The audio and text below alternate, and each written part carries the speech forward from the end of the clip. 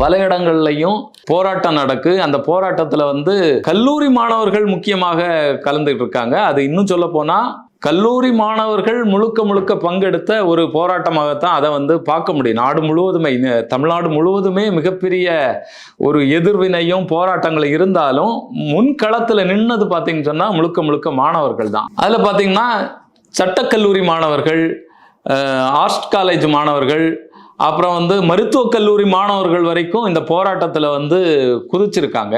இந்த மொழிப்போரில் பார்த்தீங்கன்னு சொன்னா ஒரு 150 நபர்கள் கொல்லப்பட்டதாகத்தான் அரசினுடைய கணக்குகள் சொல்லுது. ஆனா ஒரு 400க்கும் மேற்பட்ட நபர்கள் இதுல கொல்லப்பட்டாங்க அப்படின்னு சொல்லி இதுல ஈடுபட்டவங்க, இந்த போராட்டத்தில் ஈடுபட்டவங்க, இன்னும் இந்த போராட்டத்தை முன்னின்று நடத்தினவங்க எல்லாமே சொல்றாங்க. ஒரு அதிகாரம் பூர்வமற்ற தகவல் தான் அது. 400க்கும் மேற்பட்ட நபர்கள் கொல்லப்பட்டிருக்கலாம் அப்படிங்கிறது தான் நம்ம இதுல